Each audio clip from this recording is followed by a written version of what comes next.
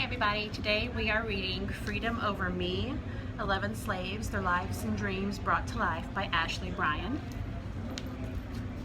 And I apologize for any noise, we're actually in an airport, so I hope you can hear me okay. Okay, Mrs. Mary Fairchilds. I mourn the passing of my husband, Cato Fairchilds. He managed our estate alone, 11 Negro slaves. They carried out the work that made our estate prosper. He never hired an overseer. My husband apprenticed slaves to learn trades, carpentry, sewing, pottery, basketry, ironwork.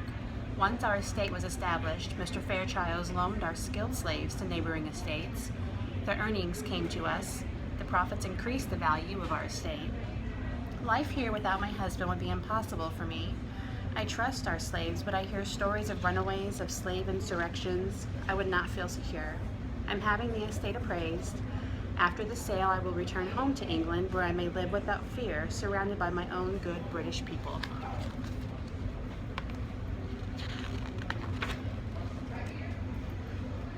Peggy. I am the Fairchilds' cook. I work in the big house, day in, day out, making special meals for the Fairchilds, plain foods for the slaves like a field hand. I work hard, all profit to the estate. And for those of you just joining us in the gate area, this is flight 4482 to Chicago.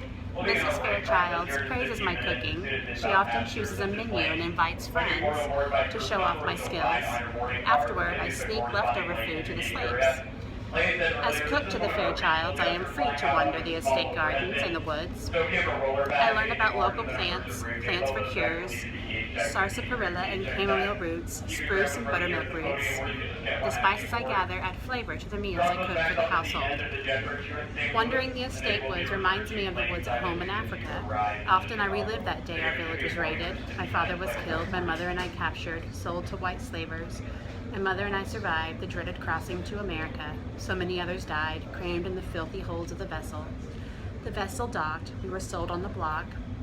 No two of a family or tribe together, frightened by voices shouting in no tribal language we knew, stripped of everything. Our language, our customs, they even took our names. They called me Peggy. Peggy. I've never again seen my mother. Still, I feel close to her, especially when I steam roots and herbs for cures for my slave family. This stirs ancestral memories of my roots in Africa. Peggy dreams. On the naming day ceremony, my parents named me Mariama, gift of God. My parents calling Mariama, Mariama sings on in me. As cook to the Fairchilds, my room was built onto the shed behind the big house, but no advantages of working in the big house separated me from my brothers and sisters working in the fields. I tell the slave child Dora stories about each plant. I teach her basic steps in cooking, well, just as my mother taught me. My knowledge makes me hunger for more. Relieving the aches, the pains, the suffering of the slaves is my chief joy. When the young boy John suffered a head injury, he came to me. I examined the wound and bound a poultice of roots and herbs around his head. Mrs. Fairchild's dinner guests praise my cooking. The praise, however, that touches my heart is to hear the slaves call me the herb doctor. Stephen. Mr. Fairchilds apprenticed me to the carpentry trade. I work at the big house, building cabins for the slaves and sheds for the cattle. Learning how to work with measurements and tools gives me an inner strength. I seek out the secret life of each tool. Building is in my blood. I feel an independence in building, a feeling I never got from picking cotton. As for my skills increased, the Fairchilds loaned me out to work on other estates. The different projects extended my abilities. I am able to figure out complicated building designs, some that even the foreman cannot. My skills add to the wealth of the Fairchilds estate. I am permitted to teach carpentry to the young slave John. He helps me in my work on the estate. John is like a son to me and Jane. I love Jane, seamstress to the estate. I built the special sewing shed for her to do our work. We learned words, names for cloths and woods. We learned numbers and measurements. To teach a slave to read is a crime. Secretly, Jane and I taught each other to read, helped by my hidden Bible. Owners of the slaves think reading would give us ideas for freedom. We know that whether we can read or not, we all want to be free. Stephen dreams. I was enslaved in Central Africa, enchained to coffles. I survived the long walk to the coast. My family named me Eurodin, meaning studious. My father told me stories of our ancestors. the stone builders of Zimbabwe, the University of Timbuktu, these stories inspired me. My owners see me as their property, following their orders, doing their bidding, but through my carpentry I feel the accomplishment and pride of a free man. I would choose to design and build homes for people in all climates throughout the world. And for Jane. Jane and I love each other. We dream of a proper marriage and a free land. Our children then would not be owned by others, slaves for life. They would be our children, free for life. Jane. I'm seamstress to Mrs. Fairchild's, noted for my skills with cloth. I design and sew all of Mrs. Fairchild's dresses, tailor shirts and trousers for Mr. Fairchild's as well. I enjoy matching colored cloths, creating unusual patterns. This has brought many compliments to the wearer.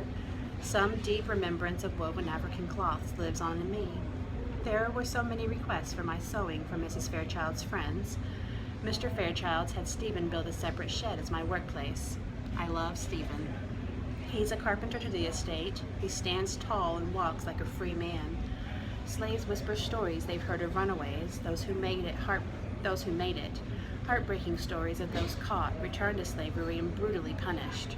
Stephen and I have talked of running away, getting past patrollers and their bloodhounds. At Fairchild's Grand's parties, after the guest slaves' helpers are no longer needed, they gather in our cabins, whispering stories of slave resistance and runaways. We sing our slave songs loud to cover our talk. One day, Stephen and I will live together free. Jane dreams. Growing up in my West African village, I was precious to my parents. They named me Surwa, meaning jewel. I was apprenticed as a child to my family's textile industry. I worked beside my parents. My eyes danced to the making of cloths. I thought the spinning, weaving, and dyeing of fabrics was a miracle of threads, threads becoming cloths, cloths becoming clothes to wear. One day, slave raiders attacked our village. My parents were killed fighting to protect me. I was captured, enslaved in America. I stood naked, sold on the auction block. At the estate, weaving became my salvation. Working with cloths became the song of my hands. I have grown in artistry through the clothes I create. The praise I receive, I offer as tribute to my ancestors. Stephen and I treat the young slave John as our son. We never lose hope that we will one day live free. I weave these thoughts into dream cloths of freedom.